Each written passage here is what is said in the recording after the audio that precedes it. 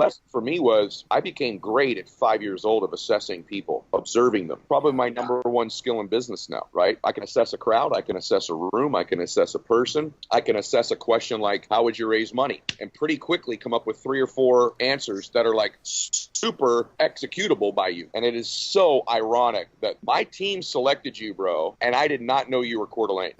I knew after, but I didn't know when we selected you. That's God's hand, bro. Like, yeah, of all the places on earth, a 30,000 population town that I live in 2 months out of the year. Yeah. It's freaking crazy. Where I know every successful business dude in town, right? Or almost everyone. Right. So that was number one. The other thing I learned from my dad, even though my dad wasn't really successful, I was telling my dad this weekend. I wish my son did more of this. My dad never made a lot of money, but my dad knew how to handle people. My dad was good with people. Not like, he's not gregarious or outgoing. He knows how to present himself with an air of confidence about him.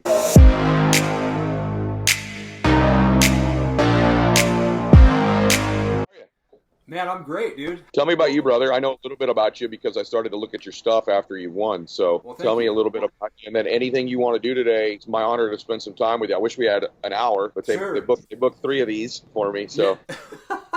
No problem, man. No problem. Well, you know, I think your story of you talking about your dad being alcoholic, I grew up in kind of that middle class as well. My dad was an alcoholic. My parents got divorced, and my mom got together with another guy who's very physical, abusive. In fact, the only fight I've been in my life was with him when I was 13 years old, and, you know, lots of blood and saw just crazy chaos when I was a kid. And wow. Always had this entrepreneur spirit, but I never, like you had mentioned in your book, never hung around or talked to people that raised that temperature on me.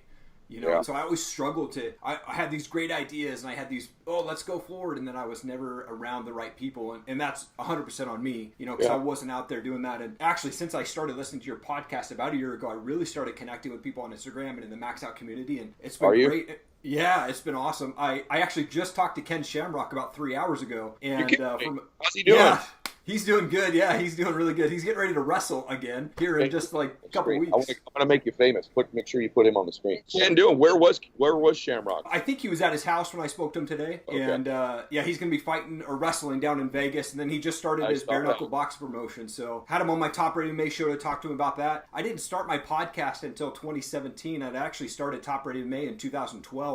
More as an apparel company. Definitely had these ups and downs of excitement about the company. And tell me about what you're doing. I looked at it and I was trying to figure out if there's anything I can do to help you too. So tell me a little bit about it. Take a minute. Don't worry about the 20 minutes. If we go a couple over, they'll wait for me. Sure, no problem. Yeah, so my wife and I, we really had this idea to start Top Rated May to be able to give back. I was a stubborn 18-year-old kid who got one call from a recruiter and basically told him off, never wanted to go and be in the service. And as I got older, I really felt like, man, these guys are out there really fighting for my freedom, for my family's freedom, and I want to be able to give back. And so I had reached out to a company called Hire Heroes USA. I know who they are. Yeah, and so we started working with those guys in 2012, right after they started. And so I got official partnership logos from them. They had us on their website for a while, and they're obviously way bigger now. And to be an official partner, you have to spend $50,000, $60,000 a year. But we still donate to those guys every single month. Anything that is sold through my website, we donate 25% of that profit to those guys. And it's just really been a passion of mine, my kids. When we see police officers or people in uniform, they're in 3rd and 1st grade, and they go up and they say, hey, thank you for your service. You know, we're so appreciative of them.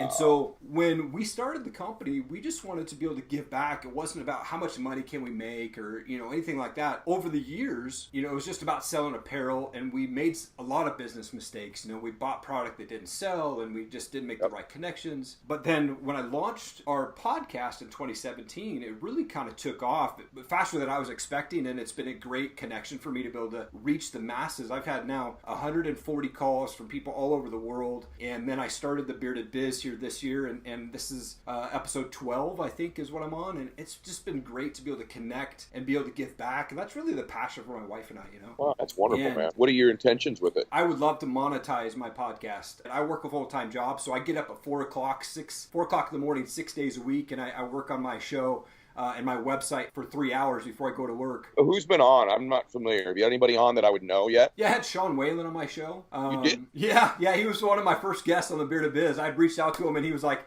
Heck yeah. So me and him had like an hour-long call. We talked about him. It was right after he hung out with you. I'm not lying to you. When we started talking, I thought of Sean. Yeah.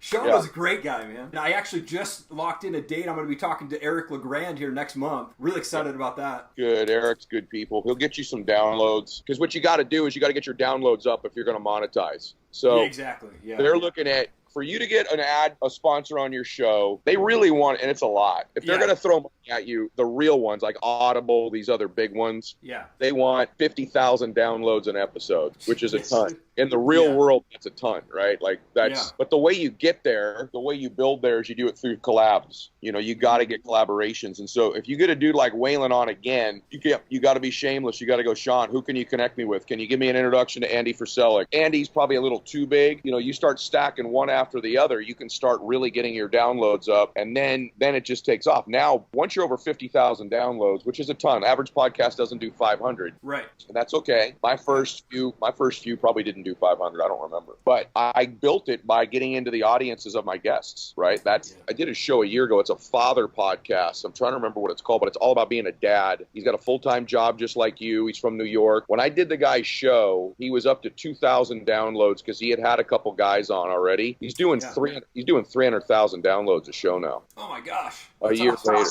Yeah, a year later, and he's monetizing the hell out of it. Care if I ask you some questions? No, go. Like you mentioned, you grew up in this household that was kind of in the middle there, and you said that was the hardest to get out of. But you mentioned that your dad was like kind of the first example of a first successful life. How did that inspire you to be who you are today, man? That's a good question. I talked to my dad about this weekend. I made a post. I went and saw my mom and dad. It was their 50th wedding anniversary. We're doing a big old celebration later because my dad's sick. He's got cancer, so...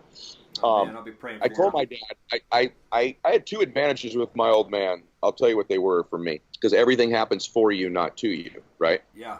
My dad was an alcoholic, and why was that good? It was good because by the time I was 4 or 5 years old, I had to learn to assess him when he'd walk through the door. A normal 5-year-old runs up and hugs his dad, right? Me at 5 years old, I'm like, which dad's walking through the door, right? Yeah. Is it drunk, mad, angry, sad, depressed dad, or is it happy, sober dad? So there's and that's the thing, when you go through anything in your life, you got to look back and go, okay, what did I get? Because you always it's always a lesson. There's everybody and everything, there's a lesson.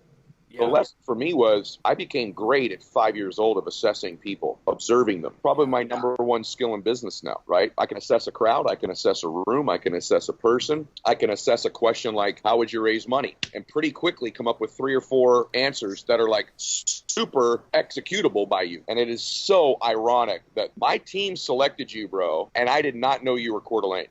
I knew after, but I didn't know when we selected you. That's God's hand, bro. Like, of all the places on earth, a 30,000 population town that I live in 2 months out of the year. It's freaking crazy. Where I know every successful business dude in town, right? Or almost everyone. Right. So that was number one. The other thing I learned from my dad, even though my dad wasn't really successful, I was telling my dad this weekend. I wish my son did more of this. My dad never made a lot of money, but my dad knew how to handle people. My dad was good with people.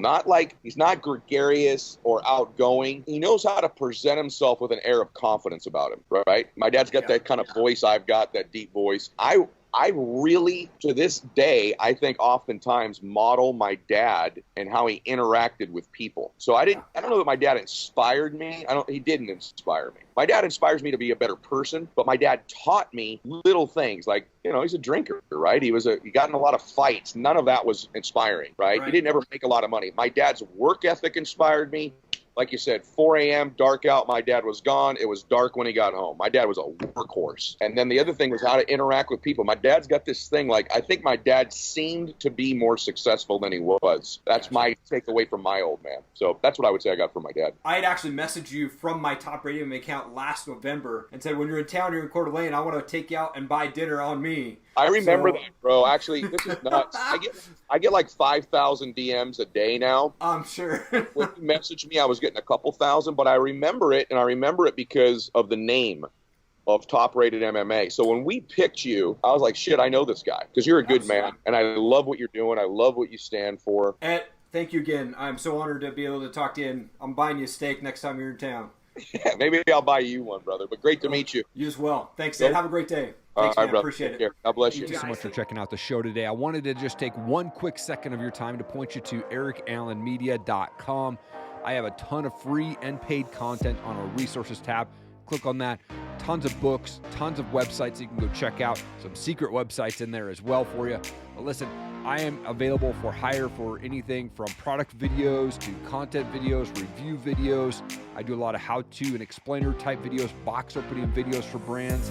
I also do laser engraving for anything that's wood product. So if you need some, coasters made or fun tags or something like that, shoot me a DM. Happy to help you out. You can check out some of my work on our YouTube channel there. Really appreciate you checking out the show today. Thank you so much for your time. Have an amazing day.